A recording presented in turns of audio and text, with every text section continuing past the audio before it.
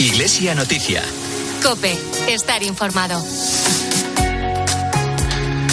Muy buenos días, recibe un saludo en este domingo 12 de febrero de 2023. Aquí comienza Iglesia Noticia, el rato de información religiosa que cada semana te traemos minutos antes de la Santa Misa. Un informativo, Iglesia Noticia, que hoy hacemos gracias a Miguel Ángel Nicolás en el control de sonido, Manu Torralba en la producción y quien te habla, Nacho de Gamón, con los titulares que te traigo ya. La Iglesia califica de injusta, ideológica y acientífica la decisión del Tribunal Constitucional de avalar la ley del aborto aprobada en 2010, que permite el aborto libre hasta las 14 semanas de gestación. Numerosos obispos se han manifestado contra esta decisión. El presidente de la Conferencia Episcopal, el cardenal Juan José Omella, ha asegurado que nos olvidamos de cuidar la vida en los momentos de máxima fragilidad. Diferentes instituciones de la Iglesia, como Cáritas, Obras Misionales Pontificias o Ayuda a la Iglesia Necesitada, se vuelcan en la ayuda a las víctimas del terremoto de Siria y Turquía.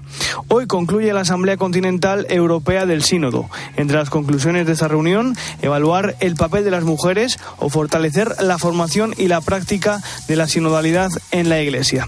También hoy celebramos la Jornada Nacional de Manos Unidas, este año con el lema «Frenar la desigualdad está en tus manos». Y hoy concluye en Barbastro el Congreso Nacional de Cofradías y Hermandades, con la participación de más de 120 personas que han reflexionado sobre la dimensión sociológica de la Semana Santa. Iglesia Noticia. COPE. Estar informado. Abrimos Iglesia Noticia con la decisión del Tribunal Constitucional de avalar la actual ley del aborto. Casi 13 años después del recurso presentado por el Partido Popular, el Alto Tribunal, con mayoría de magistrados progresistas desde hace unos meses, ha declarado constitucional la ley que se mantiene en vigor desde 2010 y que aprobó el Ejecutivo de José Luis Rodríguez Zapatero, que permite a una mujer abortar hasta las 14 semanas de gestación. Las reacciones no se han hecho esperar. El presidente de la Conferencia Episcopal, el cardenal Juan José Omella, aseguraba en un tuit que este jueves fue un día de incoherencia porque mientras se protegía la vida de los animales con la ley de bienestar animal, nos olvidamos de cuidar la vida de los seres humanos en sus momentos de máxima fragilidad. Y en la misma red social, el secretario general de la Conferencia Episcopal, Monseñor César García Magán, publicaba que fue un día triste para la sociedad y lamentaba que en nuestro país haya seres humanos que no reconocen los derechos humanos. Numerosos obispos se han pronunciado sobre esta decisión judicial. También el presidente de la Subcomisión Episcopal para la Familia y la Defensa de la Vida, Monseñor José Mazuelos, que denunciaba la barbaridad que supone avalar esta ley, a la que califica de injusta e ideológica, y lamentaba en la interna aquí en COPE que la norma no vele por el bien común. Por mucho que quiera un tribunal constitucional decirnos que esa ley es constitucional, esa ley es injusta, inhumana y provoca la desigualdad. No se preocupa de buscar el bien común, de facilitar a una madre. ¿Cuántas mujeres son llevadas al aborto? Decía Juan Pablo II. Dice, yo no me refiero a esa mujer que es llevada al aborto, me estoy refiriendo a la cultura de la muerte. Por eso yo le diría a estos políticos, ¿qué vaya a hacer para que las mujeres no tengan que llegar al aborto? Vaya a darle ayuda, vaya a darle información. Mientras tanto, en Bruselas, la capital comunitaria, el Real Instituto Universitario de Estudios Europeos de la Universidad CEU San Pablo celebró el miércoles un acto titulado «El aborto no es un derecho fundamental». Entre los participantes se encontraban figuras como el intelectual italiano Rocco Buttiglione, el filósofo Remy Bragg o los exministros españoles Íñigo Méndez de Vigo y Jaime Mayor Oreja, que además preside la Federación Europea One of Us.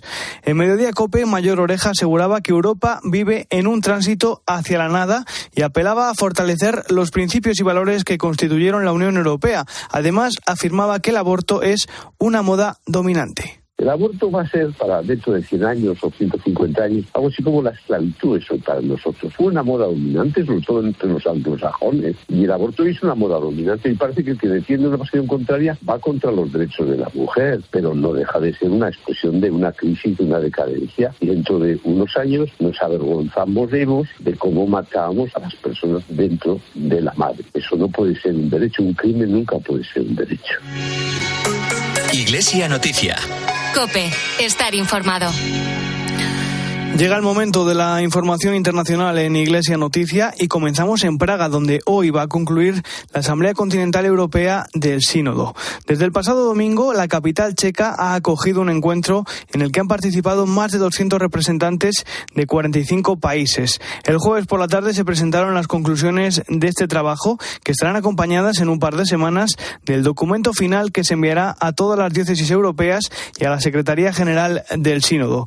Enviado especial de la cadena COPE a Praga, Faustino Catalina, buenos días. Buenos días, Nacho. 200 delegados de 39 conferencias episcopales de 45 países, más otros 390 vía telemática, han participado en la Asamblea Europea del Sínodo en esta fase continental. Tras 4 días de trabajo y a la espera del documento que se enviará al Vaticano, el subsecretario del Sínodo de los Obispos, el español Luis Marín, ha destacado la riqueza de este encuentro. Esta variedad de experiencias, de vivencias, enriquecen a la Iglesia. Y al mismo tiempo habrá aspectos, dimensiones que deben ser resueltas también a nivel local, a nivel continental, porque los retos y las culturas son diversas. Por su parte, el cardenal Juan José Omella, presidente de la Conferencia Episcopal, ha animado a no perder la esperanza ante el futuro. La fragilidad es tener miedo a que la secularidad o la secularización ha venido a nuestra tierra y creer que eso va a arrasar con todo. Pues no, vivir con esperanza. Esa es la fragilidad que tenemos, perder la esperanza y tener miedo. No, señor, la Iglesia continúa su camino porque está movida por el Espíritu. Y yo digo, gracias a Dios, que tenemos una religiosidad popular muy fuerte. Entre las conclusiones finales del encuentro hay algunas recomendaciones, como explorar formas para un ejercicio sinodal de la autoridad y tomar decisiones concretas y valientes sobre el papel de la mujer dentro de la Iglesia y sobre su mayor participación en todos los niveles, incluso en la toma de decisiones. También superar la brecha entre fe y cultura en el anuncio del Evangelio con un lenguaje cercano y escuchar el grito de los pobres y de la tierra en Europa y en particular el grito desesperado de las víctimas de la guerra que piden una paz justa. Luis Manuel Romero, secretario de la Comisión Episcopal para los Laicos, Familia y Vida, destaca algunas aportaciones por parte de los laicos. La conversión personal y comunitaria a Jesucristo. Igualmente la conexión entre la liturgia y la vida, el método de la conversación espiritual. Igualmente esa preocupación del tema de la familia y de los jóvenes, la participación de los laicos y de un modo particular el tema también de la mujer. Desde la dignidad igual que tenemos cada uno de nosotros en la Iglesia por el sacramento del bautismo. Tampoco han faltado la presencia de la vida religiosa. María José Tuñón. Yo creo que eso ha sido muy bonito, percibir en algunos compartir cómo se aprecia la vida consagrada, aunque llamada también a una mayor participación en orden a tener una corresponsabilidad en muchas también decisiones. Dolores García Pi, presidenta del Foro de Laicos, destaca el creciente protagonismo de los seglares en la vida de la Iglesia. La superación de determinadas situaciones que conocemos, como es el clericalismo, como es la participación, o sea, entender cómo tiene que ser nuestra participación como laicos en la vida de la Iglesia y fundamentalmente cómo tiene que ser nuestra presencia en medio de la sociedad. El coordinador del equipo sinodal español, el arzobispo emérito de Zaragoza, Vicente Jiménez, recuerda que este es solo un paso más en el camino sinodal. Implica el seguir caminando porque esto no es un punto y final, sino que es un hito dentro de este camino del proceso sinodal. Y por tanto el documento tampoco es un documento cerrado ni conclusivo, sino un documento abierto que tiene que ser enriquecido todavía con las aportaciones no solo del continente de Europa, sino de los otros 7 continentes que van a formar parte de este proceso sinodal hasta llegar a la Asamblea de octubre presidida por el Santo Padre, el Papa Francisco. Y pide no perder de vista lo fundamental. No debemos perder de fondo lo que es la pregunta fundamental del sínodo. ¿Cómo se realiza hoy en el nivel local y universal este caminar juntos para transmitir el Evangelio y su alegría según la misión que me recibió? ¿Y qué pasos nos invita a dar hoy el Espíritu Santo para crecer en sinodalidad? No debemos entrar en temas concretos y puntuales. No es competencia de este sínodo. Tras su redacción final, con las últimas aportaciones, el documento fruto de esta asamblea será enviado a las conferencias episcopales y organismos eclesiales de Europa, también a la Secretaría del Sínodo. Un terremoto de 7,8 grados en la escala Richter y su réplica de 7,5 sembraron el pánico el pasado lunes en el sur de Turquía, junto a la frontera con Siria. El seísmo ha dejado más de 20.000 muertos y casi 11.000 heridos. La ciudad siria de Alepo, la más poblada del país y una de las más castigadas por la guerra, se ha visto especialmente afectada por el terremoto, con el epicentro a tan solo 30 kilómetros de la urbe. Desde Alepo, el hermano George Sabé de los maristas describía en Herrera en COPE cómo habían sido los primeros momentos. Nos hemos despertado a las 4:17 de la mañana y la tierra empezó a temblar. La gente salió a la calle y la gente tenía mucho miedo. Hay edificios que cayeron, los hospitales están llenos de gente herida o de difuntos. Es una situación catastrófica, terrible, casi apocalíptica. Por COPE, por la linterna, también pasó el lunes el sacerdote greco-católico Fadi Nayar, que se encontraba en Alepo en el momento del terremoto. Nos contaba que un sacerdote falleció en el seísmo y narraba la dramática situación que ha provocado y la preocupación que tenían de que hubiera más réplicas. Hace mucho frío, muchísimo frío, que está lloviendo mucho y hay mucha gente ya va a dormir en sus coches, otra gente van a dormir en los colegios, en las iglesias, en las salas, pues donde se pueda dormir, pero menos que en la casa, porque todo el mundo tiene miedo que habrá otro terremoto. Por favor, que recen por nosotros, porque nosotros no sabemos cómo va a pasar esta noche. Por favor, que pedimos oración, unidos en oración. Por cierto, que varias entidades como Cáritas, Misiones Salesianas, Obras Misionales Pontificias o Ayuda a la Iglesia Necesitada han lanzado campañas de emergencia en nuestro país. Toda la información para poder colaborar con ellas está en Eclesia, en cope.es. Y es que en la audiencia general de este miércoles, el Papa nos pedía que seamos solidarios con las víctimas del seísmo. Además, Francisco también hizo balance de su viaje a República Democrática del Congo y Sudán del Sur. Corresponsal de COPE en el Vaticano, Eva Fernández. El Papa suele aprovechar la audiencia general siguiente a cada viaje para realizar un resumen de su visita apostólica, un recorrido por los hitos más importantes de las jornadas africanas que nos ayudan a todos a recordar lo vivido. Pude escuchar los valientes testimonios de algunas víctimas de la guerra, reafirmando junto a ellos la necesidad del perdón y la paz. La segunda etapa del viaje fue una peregrinación ecuménica de paz a Yuba, capital de Sudán del Sur. Allí me encontré con el pueblo de Dios sur-sudanés y suplicamos juntos el don de la concordia y la reconciliación, así como el celo apostólico para seguir siendo testigos de la esperanza y la alegría del Evangelio. En esta ocasión nos pidió también apoyar con la oración para que se abran nuevos caminos de perdón y comunión en la República Democrática del Congo y Sudán del Sur, para que germinen semillas de amor, justicia y paz en toda África. Precisamente sobre las implicaciones de ese viaje llega a esta hora el comentario del colaborador de Iglesia Noticia, Antonio Pelayo. Buenos días, Antonio. Buenos días. Siempre que un papa vuelve a Roma de un viaje apostólico, no falta quien se pregunte qué quedará para el futuro después de tanto esfuerzo físico e incluso económico. Interrogante legítimo, pero difícil de responder porque muchos de los efectos de una visita papal permanecen ocultos en las conciencias y no se traslucen al exterior, y otros más exteriores no son contables inmediatamente, sino a medio o largo plazo. Refiriéndonos al que Francisco acaba de realizar a la República Democrática del Congo y a Sudán del Sur, felizmente terminado, he oído preguntarse a más de uno, ¿valía la pena arriesgar tanto?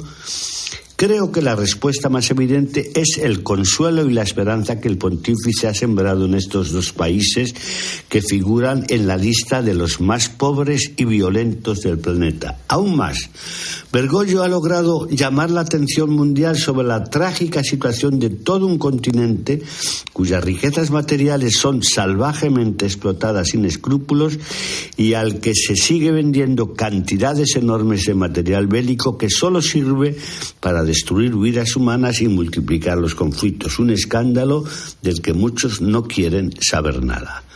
Otro aspecto muy positivo es el apoyo que han recibido las iglesias locales congolesas y sudanesas, que afrontan situaciones al borde de la desesperación y del desánimo total. Obispos, sacerdotes, catequistas nativos y misioneros venidos de fuera han escuchado a un papa que les ha animado a seguir en la brecha, tanto humanitaria como religiosa, porque en muchos casos la Iglesia es la única capaz de sostener a unas poblaciones que carecen de todo lo necesario y sobre todo de la escucha y la ayuda de los países opulentos. Los objetivos de paz y reconciliación que el Santo Padre llevaba al salir de Roma no se consiguen con una varita mágica. Es una tarea muy costosa y de larga duración, pero que no se conseguirá si nadie la arremete y no se cruza los brazos como hacen tantos otros. Desde Roma les ha hablado Antonio Pelayo. Gracias, Antonio. Esta semana el Papa también ha enviado un videomensaje con motivo de la Jornada Mundial de Oración y Reflexión contra la Trata de Personas que celebramos el pasado miércoles. En él, Francisco nos recuerda que la trata de seres humanos desfigura la dignidad. Más detalles, Eva. Como ya es habitual, cada 8 de febrero la Iglesia promueve el Día Internacional de Oración contra la Trata de Personas, que en esta ocasión ha estado apoyado por un videomensaje que el Papa ha dirigido especialmente a los jóvenes, a quienes anima a cuidar su dignidad y la de cada persona con la que se encuentren para contribuir a mantener viva la esperanza y también la alegría, porque la verdadera alegría es Cristo. Y una vez pertrechados por esta seguridad, se pueden tejer redes del bien. Caminar con los ojos abiertos para reconocer los procesos que llevan a millones de personas, especialmente jóvenes, a ser víctimas de la trata, para ser brutalmente explotadas. Caminar con el corazón atento para descubrir y apoyar los senderos cotidianos hacia la libertad y la dignidad. Caminar con la esperanza en los pies para promover acciones antitrata. Caminar tomados de la mano para apoyarnos mutuamente y construir una cultura del encuentro que conduzca a la conversión de los corazones y a sociedades inclusivas capaces de proteger los derechos y la dignidad de cada persona. Capaces de tutelar i diritti e la dignità di ogni persona. A lo largo del mensaje, el pontífice espera que sean muchos los que acepten su invitación a caminar juntos contra la trata, junto a quienes están destruidos por la violencia de la explotación sexual y laboral, los migrantes, los desplazados y quienes buscan un lugar donde vivir en paz y dignidad. Gracias, Eva. En Francia cada vez conocemos más detalles de las prácticas de Jean Vanier, el fundador de las Comunidades del Arca, una institución fundada en 1964 dedicada a la atención de las personas discapacitadas y vulnerables. Según las informaciones reveladas tras una investigación interna, Vanier habría abusado de 6 mujeres adultas no discapacitadas. Corresponsal en París, Asunción Serena. El Arca, en la que conviven personas discapacitadas y sin discapacidad, es una asociación creada por el canadiense Jean Vanier y existen hoy 153 comunidades en los 5 continentes.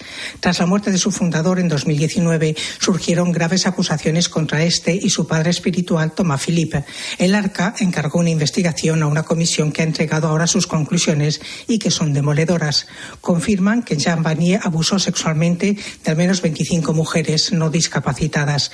Unas dicen ser víctimas de una relación abusiva, otras que la relación fue consentida, pero en todos los casos estas relaciones forman parte de una situación de confusión, control y abuso. El informe concluye que los mecanismos desplegados tanto por Jean Vanier como por Thomas Philippe iban del abuso sexual al delirio colectivo, la perversión de nociones en el corazón del cristianismo o las representaciones incestuosas de la relación entre Jesús y María, algo que resulta además inexplicable sabiendo que tanto Thomas Philippe como su hermano, ambos antiguos dominicanos, habían sido sancionados por Roma en los años 50, pero eludieron todo control dando lugar a una secta espiritual erótica escondida en el seno de la Iglesia.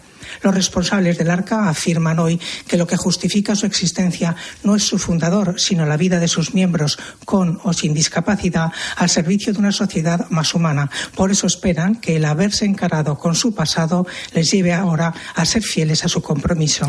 Nos detenemos ahora en el norte de África, en Tánger, donde el Papa ha nombrado a un nuevo arzobispo. Es Fray Emilio Rocha Granda, un franciscano español que tiene 64 años y que hasta ahora ejercía como administrador apostólico de la archidiócesis tras la renuncia del anterior arzobispo, de Monseñor Santiago Agrelo, también franciscano y también español. Tiene más detalles nuestra corresponsal en Rabat, Beatriz Mesa. Buenos días. Hola, buenos días. Y el Papa ha nombrado a Emilio Rocha Grande como nuevo arzobispo de Tánger, diplomado en Teología de la Vida Religiosa, licenciado también en estudios eclesiásticos y políglota, habla español e italiano y entiende perfectamente el francés. Él se situará a partir de ahora en la ciudad norte de Marruecos, Tánger, y lo encontraremos en una impresionante catedral que explica la viva comunidad católica en esta ciudad marroquí y otras del norte que acoge numerosos sacerdotes. Emilio Rocha sustituirá a Santiago Agrelo, quien destacó por su atención especial al migrante musulmano cristiano que encontró en la Iglesia básicamente humanidad. La Archidiócesis de Tánger ha extendido su jurisdicción a fieles católicos de rito latino residentes en el sector norte del antiguo protectorado español. Nos referimos a la región de Tánger, de Tetuán de Alhucemas o también a la parte oriental con Nador como provincia. Cierto que la comunidad cristiana católica aquí en el país magrebí es pequeña, pero también es cierto, y esto es muy importante, que los flujos de migrantes cristianos del África Occidental en Marruecos son crecientes y necesitan cada vez más un lugar de recogimiento para su encuentro con Dios.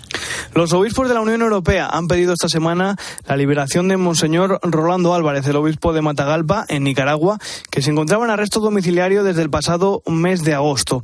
En una carta al presidente de la Conferencia Episcopal del país, los obispos de la Comece se solidarizan con la Iglesia en el país y claman por la injusticia a la que están siendo sometidos tantos inocentes. Además, el prelado ha sido trasladado esta semana a una prisión tras negarse al exilio a los Estados Unidos. Iglesia Noticia. COPE. Estar informado.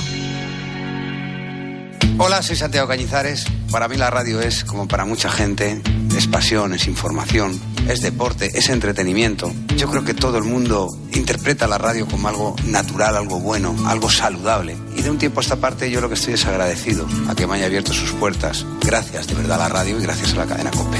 Feliz Día de la Radio. 13 de febrero, Día Mundial de la Radio. Gracias por escuchar COPE.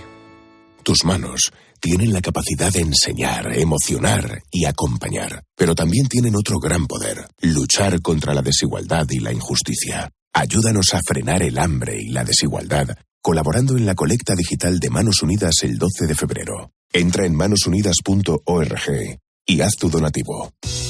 UMAS, mutua especialista en seguros para el sector educativo. Ofrecemos una solución integral para los colegios y guarderías. Daños patrimoniales, responsabilidad civil, accidentes de alumnos. Más de 800 centros ya confían en nosotros. Visítanos en umas.es. UMAS, más de 40 años de vocación de servicio.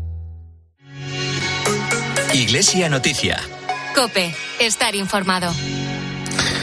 Retomamos el repaso a la actualidad nacional aquí en Iglesia Noticia en la campaña contra el hambre que celebramos hoy, que como cada año organiza Manos Unidas, este año con el lema Frenar la desigualdad está en tus manos. Una desigualdad que se manifiesta especialmente en el hambre. 8,7 millones de personas mueren de hambre cada año, una cada 4 segundos, y se calcula que al menos 2,7 millones son niños. Unas cifras que nos tienen que hacer reflexionar sobre el mundo en el que vivimos, como nos pedía la presidenta de Manos Unidas, Cecilia Pilar. Mientras esto pasa, hay 1.300 millones de personas que sufren pobreza multidimensional y más de 700 millones que viven en pobreza extrema. Y 828 millones pasan hambre en un mundo de abundancia donde se tira la comida a expuertas. Estos son noticias para avergonzarnos. Y mientras veía las noticias me preguntaba si algún día la humanidad se avergonzaría del genocidio que supone que cada año mueran de hambre más de 3,5 millones de personas. Y mientras lo pensaba, dudaba que fuera posible el arrepentimiento. Porque parece que este hambre de estos millones de personas fueran cosa de otros, no fueran con nosotros. Parece que solo son personas o son números, son cifras, no tienen nombre. Una desigualdad que se plasma en diferentes puntos del planeta. Por ejemplo, en Angola, donde la educación es un factor diferencial. Solo el 22% de los niños tienen acceso a la educación primaria a partir de los 5 años. La misionera Virginia Alfaro, de los misioneros seglares vicencianos, denunció en la presentación de la campaña que, además, solo el 11% tiene acceso a la educación preescolar antes de los 5 años, cuando diferentes estudios aseguran que el desarrollo en esos primeros años es fundamental. La mayoría de la población solo tiene acceso al sistema educativo a partir de los 5 años. Y es por eso que Misevi, junto a Manos Unidas, se esfuerza por una educación educación infantil de calidad para los más excluidos, para crear oportunidades de cambio en ese sistema de exclusión que debemos dejar de pensar que es permanente y que tiene la posibilidad de ser transformado. Por Mediodía COPE pasó otro de los testimonios que ilustran la campaña de Manos Unidas este año. Es el del religioso comboniano Dario Bossi, un misionero italiano que lucha contra la minería y la explotación indiscriminada de recursos en la selva amazónica brasileña. Él denuncia que las corporaciones multinacionales, además de estar deforestando grandes extensiones de la selva, están pisoteando los derechos de las comunidades que viven en ellos, unos derechos que en muchas ocasiones solo defiende la Iglesia. Hay un sentimiento de gran impotencia, de exagerada desproporción, obviamente, entre las fuerzas. Hay intereses económicos muy vinculados a intereses políticos y en varios casos también el poder judicial está involucrado. Así que las pequeñas comunidades sufren por esa disparidad de voz, de poder, de espacio, de expresión y de afirmación de sus propios proyectos. Pero la alianza entre ellas, la organización popular, el papel de la Iglesia, que en algunos casos es un papel profético, presente, que denuncia y que se pone al lado de las víctimas, son caminos que permiten que en algunas situaciones experiencias paradigmáticas de resistencia, de propuestas alternativas, de economías locales venzan. En Barbastro, desde el pasado jueves, se está celebrando el Congreso Nacional de Hermandades y Cofradías, que concluirá hoy. La capital del Somontano ha reunido a más de 120 participantes que han reflexionado sobre la dimensión sociológica de la Semana Santa. COPE Alto Aragón, Arcen las 10. Buenos días. Muy buenos días. El obispo de Barbastro Monzón, Monseñor Ángel Pérez, presidirá hoy a las 12 del mediodía en la Catedral de Barbastro la Eucaristía de clausura del 8º Congreso Nacional de Cofradías y Hermandades. Desde el pasado jueves, alrededor de 130 congresistas y 17 expertos han analizado desde un punto de vista académico la relación de la sociedad con la religiosidad, la historia, el carácter territorial, la cultura y la comunicación. Todo ello con la mirada siempre puesta en la Semana Santa y su dimensión sociológica y los cofrades. Jesús Gracia es el presidente del comité organizador de este congreso. La presencia en la sociedad es fundamental y yo creo que los cristianos y cofrades pues tenemos una voz que aportar a la dinámica social y a la vida real. Muchas veces parece que esto es algo etéreo y que no va con la sociedad, ¿no? Y sin embargo es una forma de cómo afrontar la vida diaria. La procesión extraordinaria del Santo Encuentro, que salió ayer a la calle con la Cofradía de Jesús Nazareno y 5 exposiciones cofrades, han completado un programa dinámico e itinerante. Aún continúa. A estas horas aborda la dimensión patrimonial con la ruta del Románico en una charla a cargo de la subdirectora del Museo Diocesano, María Puertolas. Estos días se está celebrando un bonito acto de hermanamiento en el Real Monasterio de Santa María de Guadalupe entre el Santuario Extremeño y la Basílica de Guadalupe en el Tepeyac de México. Unos actos que concluirán mañana lunes. COPE Toledo, Cristóbal Cabezas, buenos días. Hola, muy buenos días. Sí, efectivamente, el Real Monasterio de Santa María de Guadalupe, ubicado en la provincia de Cáceres y perteneciente a la Archidiócesis de Toledo, tiene previsto acoger mañana lunes el hermanamiento entre la Virgen de Guadalupe de España y la Guadalupana de México. El arzobispo toledano y primado de España nos ha contado que quieren vivir con intensidad esta experiencia que une en un solo corazón a México y a España y que nos ayuda sin ningún género de dudas a vivir con gozo este hermanamiento que quieren que sea para la evangelización y para que estos dos lugares tan significativos se unan con un objetivo común, el amor a Dios a través de su madre, la Santísima Virgen. Francisco Cerro Chávez. Y sin embargo, gracias a Dios, por las circunstancias ahora, tenemos también sacerdotes nuestros que están trabajando en México, pues se ha podido dar este hermanamiento. Además, como parte de los frutos que nos ha dejado el Jubileo de Guadalupe o Año Jubilar Guadalupense, que acabó, recuerden, el pasado mes de septiembre, otra de las iniciativas que tenemos que destacar es la construcción de una capilla dedicada a la Virgen de Guadalupe en Tierra Santa, concretamente en el Campo de los Pastores, a pocos kilómetros de la ciudad de Belén.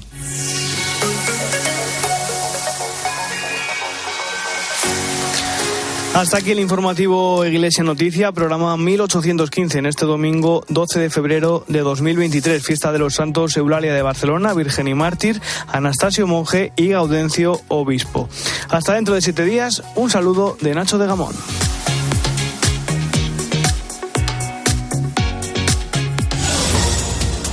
Buenos días. Continúan las labores de rescate tras el devastador terremoto de Siria y Turquía. La ONU calcula que la cifra final de víctimas podría superar las 50.000. De momento se contabilizan 24.600 solo en Turquía y 80.000 heridos. En las últimas 24 horas se han hallado con vida solo a unas 70 personas. Lo último esta madrugada, un bebé de 7 meses y otras 6 víctimas. 100.000 rescatistas de todo el mundo continúan allí, entre ellos medio centenar de miembros de la Unidad Militar de Emergencias. Y la gala de los Goya en Sevilla ha coronado a la película Asbestas como la gran triunfadora de la noche con 9 premios, entre ellos Mejor Película, dirección a Rodrigo Sorogoyen y actor principal para Denis Ménochet. Aunque el gran protagonista ha sido el director de cine, Carlos Saura, que falleció el pasado viernes y que ha sido galardonado con el Goya de Honor por su trayectoria. Ahora te quedas con la Santa Misa.